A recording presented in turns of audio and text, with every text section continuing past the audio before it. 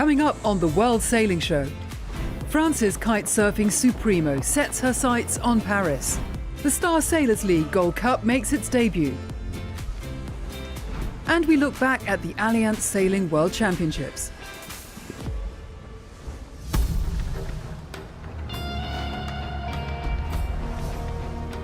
The build-up to next year's 37th America's Cup continued in November with the second preliminary regatta, this time on the waters of the Red Sea in Jeddah.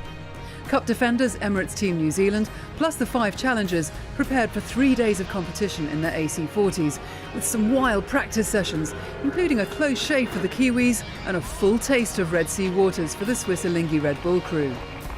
When racing got underway, the winners of the first preliminary regatta, American Magic, had a disastrous start. USA disqualified, deliberately going way outside the boundary. In contrast, New Zealand were off to a flyer in the light breezes of the first day and dominated the fleet in both of the opening races to rack up maximum points. In race 3, however, Luna Rossa Prada Pirelli came to the party with their 2 new young helms. Olympic NACRA 17 champion Ruggero Tita and 19-year-old Marco Gradoni found their groove to sail away to victory. The varying fortunes across the fleet meant mixed emotions ashore after racing. We are super happy. The conditions, as we know, were super tricky. The first win of Luna Rossa in the AC40. So yeah, we are super happy about the day, but we know that it's going to be a long way to go. A day like today, you just want to crawl away into a hole and hide and forget about it. I'm embarrassed. I've never sailed like that before, and we've just got to get better. Day 2, and the Italians picked up where they'd left off with another victory in the opening race ahead of New Zealand. Race 5 and a messy start saw half the fleet in trouble with the umpires. The British, Americans and French all receiving penalties. Up front yet again, it was New Zealand and the young Luna Rossa Italians battling for the lead. The Kiwis held on to win the race, but they were under pressure all the way to the line. The final race of the day saw the Italians penalised this time for infringing on the British boat, and it was Ben Ainsley's Ineos crew, along with Alinghi Red Bull Racing, that challenged New Zealand for the race 6 win. But Peter Burling and Nathan Outridge were just too perfect, and another victory guaranteed them a place in the 2-way final, with the Italians still favourites to join them. It was tight, that was for sure. It just felt like there was never a moment where you could relax and be like, okay, we've got something under control here. You know, the Italians pushed us really hard. That's what we've been looking for, is intense, fast, close racing. The last day's schedule was for 2 fleet races before the match race final. The first went to the Italians, which confirmed their place in that final, while the second was another bullet for New Zealand, who had been dominant all regatta. The Italians raced to fix an electronics issue just in time to make the start line for the head-to-head final as the breeze notched up to 20 knots. The Italians were right in touch with the Kiwis for the first 2 laps of the racecourse, but disaster struck with a dramatic splashdown that almost submerged the Italian boat. The error let Emirates Team New Zealand loose to cruise home for victory. If the America's Cup defenders had made a major statement in Jeddah, so too had the young Italians. Attention now is on launching new AC75s ahead of the main event next autumn. It's a massive part of the campaign, these 2 preliminary events, and we thought we put on a really good show in Villanova, but obviously didn't get that chance to do the match race. But this weekend I think we've kind of gone one better, and it gives us a great platform to now build on into the America's Cup.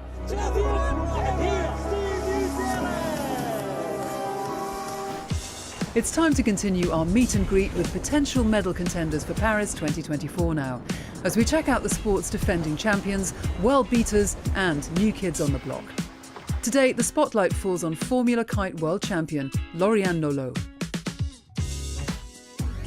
2023 has been a breakthrough year for the French kite foiler from Toulon. Victories at the Palma World Cup, EAIR Regatta and Olympic Test event were followed by a gold medal at August's Allianz Sailing World Championships. Not bad for someone who only swapped horse riding for wave riding a few years ago. I just started kiting with my father and my brother for fun, and I really enjoyed this sport. And the beginning was maybe October 2019. Switched to the foil because it was faster on the water. And after started to do some competitions, and I saw that I had the body and the strength to do great on the water. Having got a taste for the sport, 2020 proved to be a pivotal year for the then 21-year-old student. The main goal was to finish the university and after to see if I had not the talent but the skills to go further in my sport career. So yeah, in 2020 I finished university, I got my master's, so I started to do some good results. So I was like, okay, I'm gonna push even further my sport career to see where it's going. That direction was a kiteboarding World Championship bronze in 2021, followed by a silver medal the following year. Results that have seen her join a select group of French riders like Axel Mazella, Nico Parlier and Maxime Nocher, who've been at the forefront of the sport's development. The beginning was more windsurfing, and with the arrival of the kite surfing, a lot of guys switched to the kite. And so I think that's why the French are on top at the moment, because they're doing this sport so many times. And yeah, it's cool to see that the games and the kite foil is going to be for the first time at the games in France. Even when I started in 2019, we had no idea that kitefoil was going to be at the Games, and I was really not thinking about maybe one day going to the Olympics. So yeah, now I see that it's crazy that the French were on top and maybe go to the Games next year. So yeah, it's pretty impressive. The chances of her being selected for the Games are high, following victories at this year's Olympic test event and the World Championships. If she does make the team, she could find herself up against tough competition in the form of rivals like six-time world champion Daniela Moroz. But she has the mentality to take on the best and win. I'm not going to say I love winning, but I really hate losing. I think it's the difference. I think I'm really hard with myself, even if I'm winning races. At the end of the race, I might not be happy because I'm like, this I could have been way better than what I'm currently doing. So yeah, I'm really competitive and I hate losing, so I think that's why I'm always pushing further and further.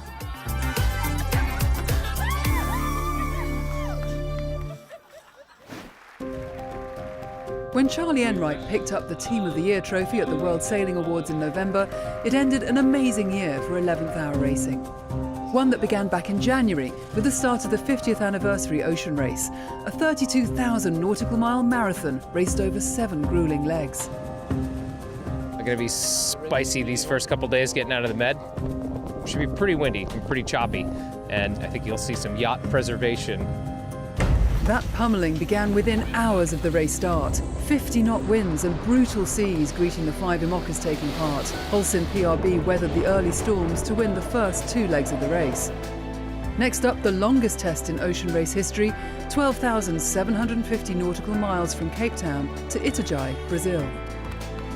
35 to 40 days at sea, upwind, pretty bumpy, really unpleasant, probably a lot of seasickness before we enter the south. And then it'll be just low pressure to low pressure. It's going to be windy and reliability is going to be important. Reliability proved to be the deciding factor.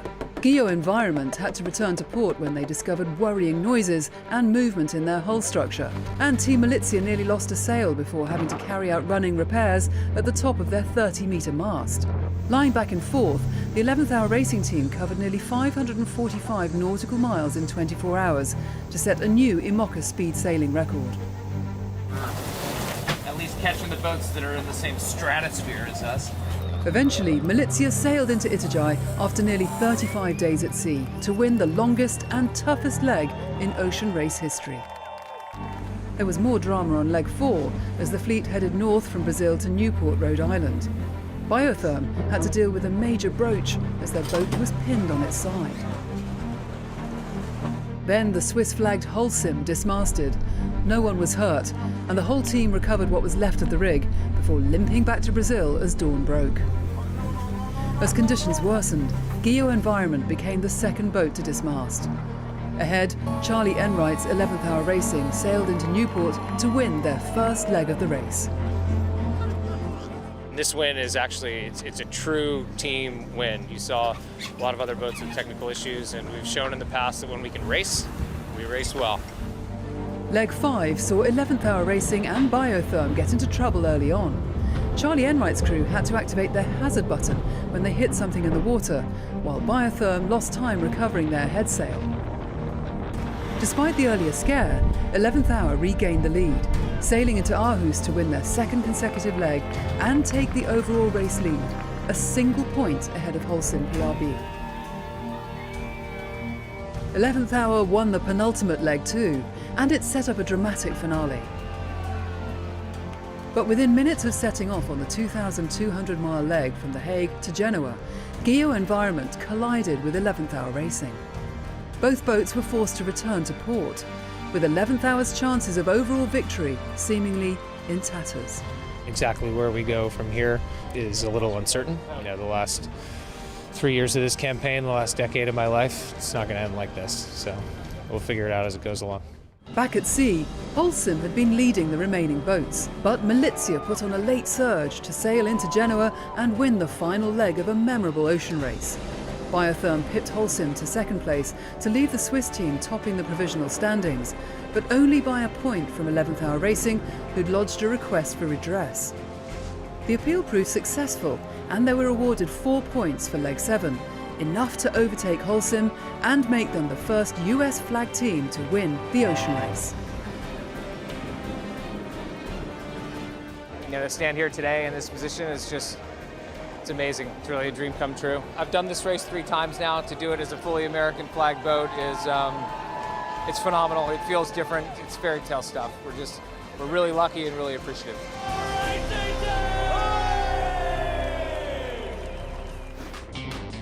The Canary Islands hosted the inaugural Star Sailors League Gold Cup Final Series in November. The competition was billed as the World Cup of Sailing Nations, and 56 teams entered, with 40 making it to the finals. The elimination format saw the lower-ranked teams begin the regatta in a round of 32, battling for the right to race the higher-seeded countries later on in the 3-week event. Nations from as far-flung as Chile, Tahiti, Lithuania and Malaysia all impressed in the early rounds on the waters of Gran Canaria. We're delighted to be here. We're very proud to represent our country, and we're looking forward to the next round. The 8 nations that made it through to the quarter-final stage were then joined by the 8 top-ranked teams as they raced in 4 fleets for semi-final spots. Great Britain dominated their fleet with maximum points as the Malaysians finally bowed out, while 16th seeds Hungary won 3 out of 4 races in their group to make the semis alongside the Dutch Lions. We are enjoying a lot sailing for our nation, you know, and all of the supporters and friends and the family at home. So we will be fighting in the next round as an animal, so we are super happy. Brazil and New Zealand saw off the challenge of Australia and Portugal in the third fleet, while there were no surprises in the last quarter-final as an experienced Italian team and hosts Spain completed the semi-final lineup. Being home is nice, but no extra pressure, whatever. At the end, we are sailors, we need to deal with the pressure. We have been under pressure many times, so I think at the end is one more day of sailing. The semi-finals saw the remaining 8 nations split into 2 fleets, with just a single race determining the 4 finalists. In Fleet 1, 12 knots of breeze provided an exhilarating and strategic contest, with Britain and Brazil losing out to Vasco Vascotto's Italian Gladiators and the Dutch Lions, guided by 49er world champion Bart Lambrix. We're all incredibly happy. We were never expecting it. I think the semi-final that we were in today was incredibly strong, so we were extremely happy to come over the finish line in second. In the other semi-final, Hungary, France and New Zealand took on their Spanish hosts. The French were out of the running early on after gambling on the wrong side of the course, while the Kiwis lost their lead when given a 360-degree turn penalty. Spain crossed the line first, while the Hungarian Shamans just held on to send the Kiwis home along with France. I can tell you that the team itself, our group, deserve it because we are sailing good, the boat handling is nice, and when everything comes together, then we are very strong. After 23 days and 64 races, the 4-way final would decide the world champion of sailing nations. After a poor start, the Hungarian Shamans sailed a perfect first upwind leg to beat Spain to the windward mark, while the Italian Gladiators and the Dutch Lions attacked the Spanish on the right side of the course. Hungary's captain and tactician, Zsombor Berec, opted to head left and read the wind shifts to perfection as Hungary dominated the race. Behind them, the Italians took silver and the Dutch the bronze, leaving the host nation empty-handed. So the inaugural SSL Gold Cup went to the largely amateur team from Hungary. Maybe as individuals we are not the best, but we proved here that as a team we are the best.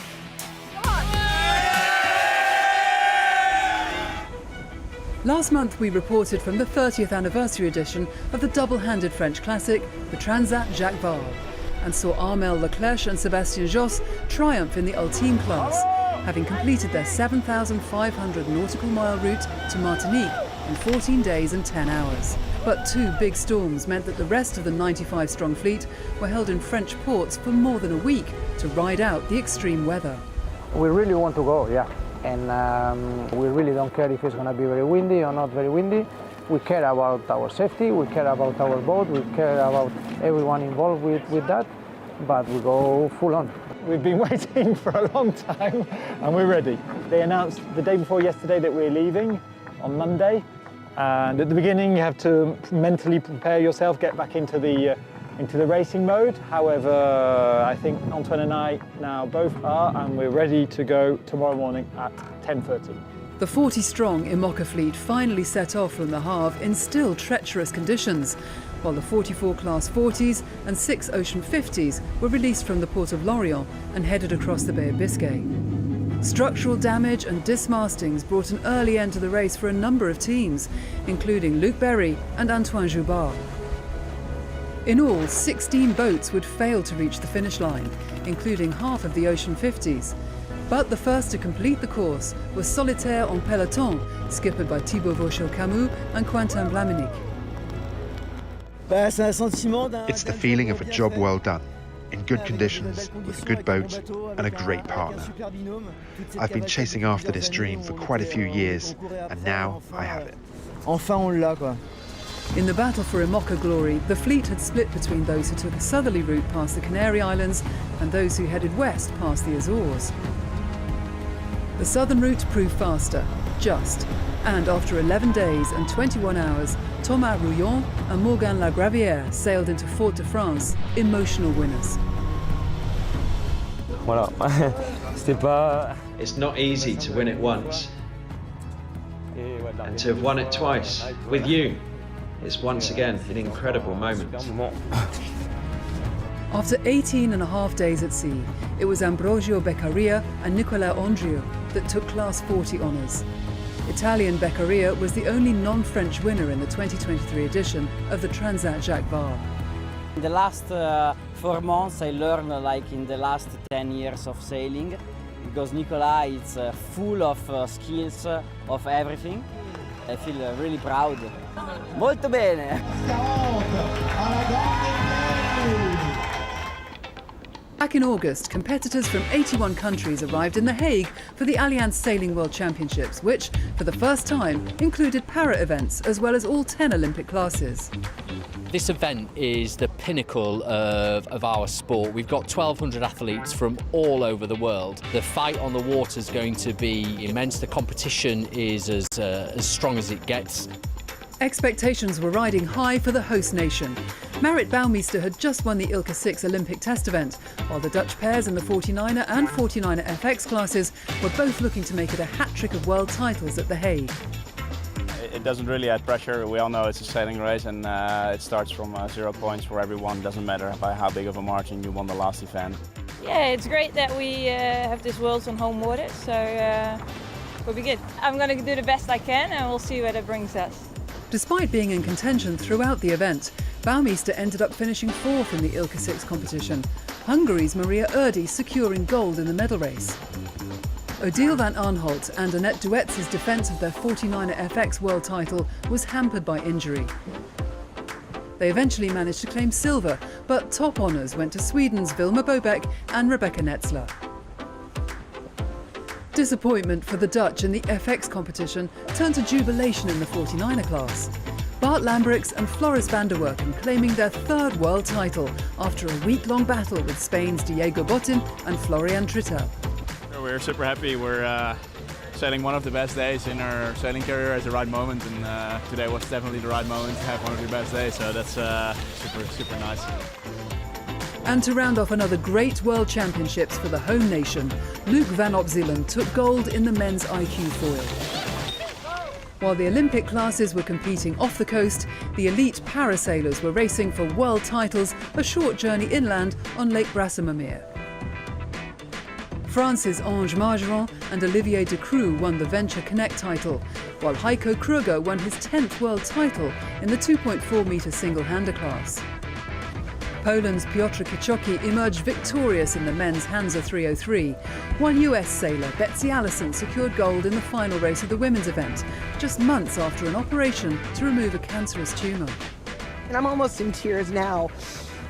Having the ability to represent your nation on this kind of stage is really important.